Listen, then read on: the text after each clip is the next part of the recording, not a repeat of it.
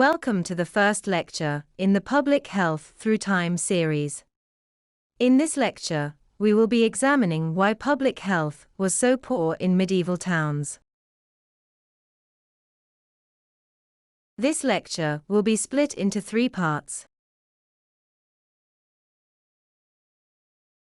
Firstly, we will study the different ways in which public health was poor in towns and the factors that contributed to this.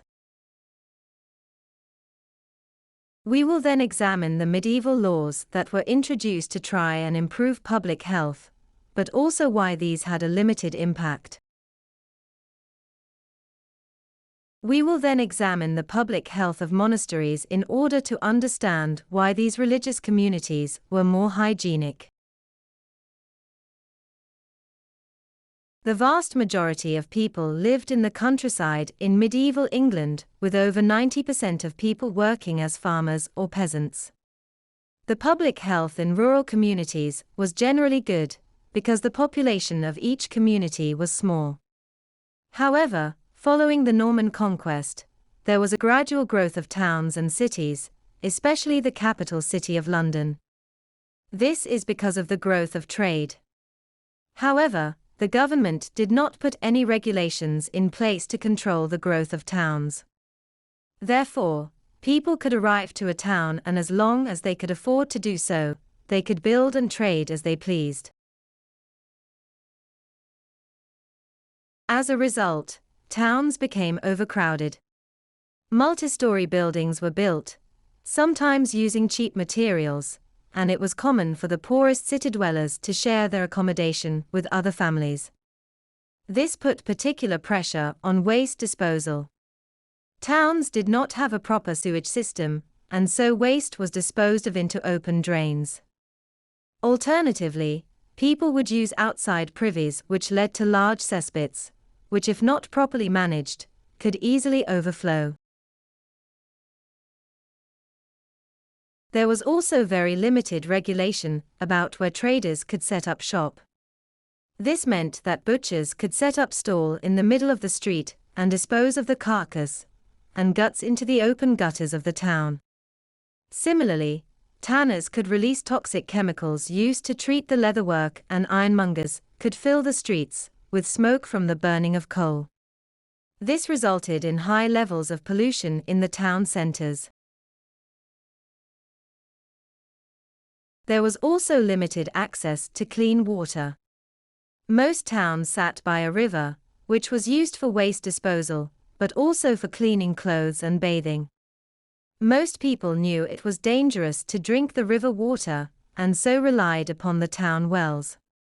However, these wells could easily dry up from overuse, and they sometimes sat dangerously close to cesspits. As a result of each of these factors, towns experienced regular outbreaks of disease known as epidemics. The most common disease was plague, but there was also cases of smallpox, dysentery, and typhoid. The plague often arrived into towns from Europe in the cargo of merchant ships. Once cases of plague became common knowledge, those who could afford to flee the town would do so, and therefore spread the plague elsewhere. This is how the Black Death was able to kill 1/3 of Europe's population. Put together, these different problems meant that life expectancy in towns was shorter than for those who lived in the countryside. This meant that mortality rates remained low and progress with public health in the Middle Ages stagnated. Let's now examine the regulations that were put in place by the government. These measures were few and far between, because the rich had a laissez-faire attitude that the health of the poor was their own responsibility, and down to personal lifestyle choices.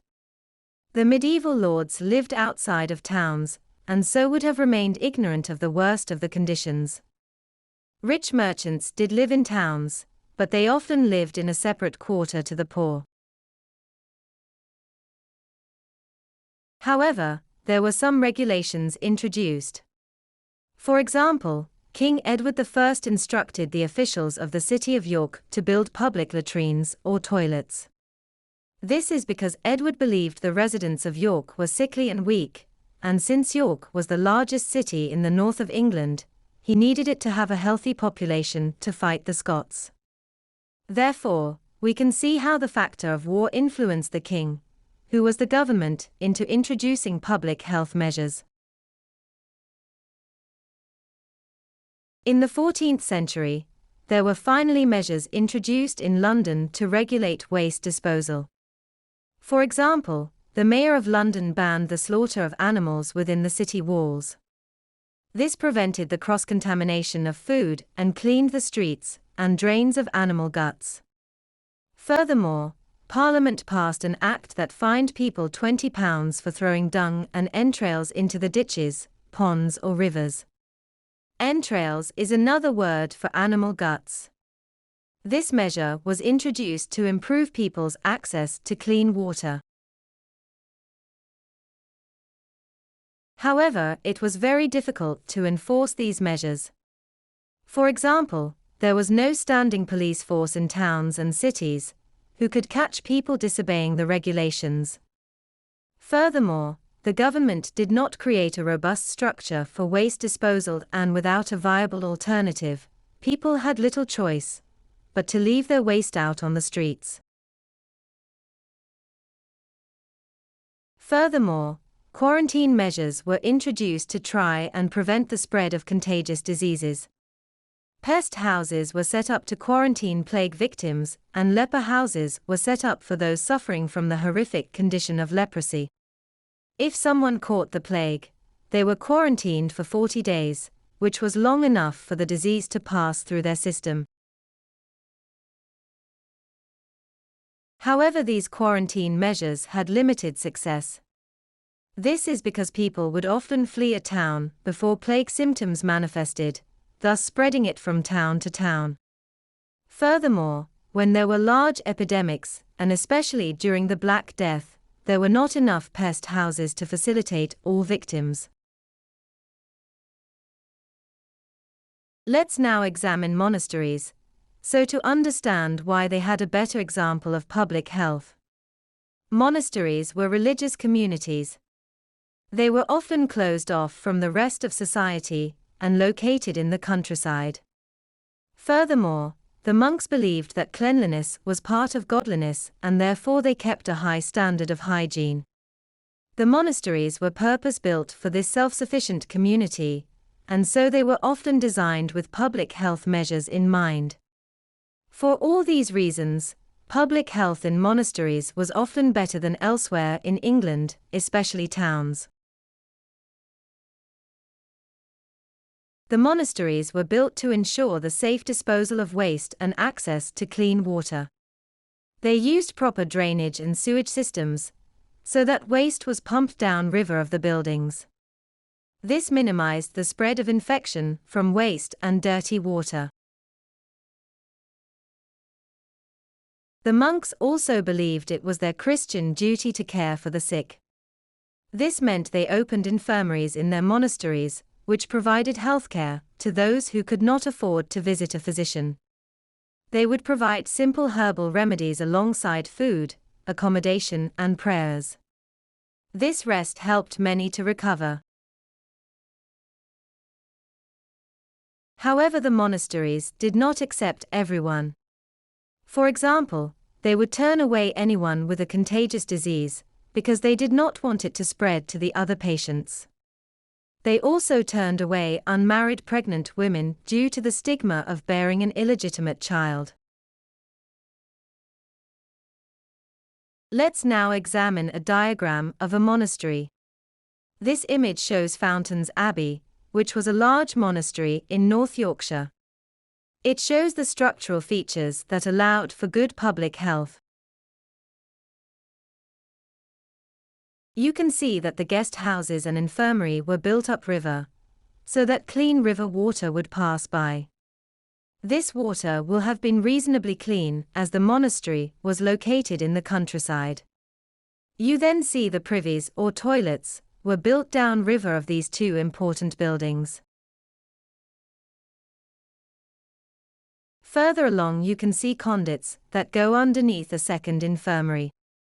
This meant the dirty water from the infirmary and guest house upstream would pass underneath the second infirmary, and so prevent the spread of disease. Once again, you see a privy built downriver. This type of design was nothing new. The Romans had designed their villas to have a sophisticated water system, however, it meant that everyone had access to safe water and safe waste disposal. This meant sanitation was much higher in Fountains Abbey than in the nearby city of York.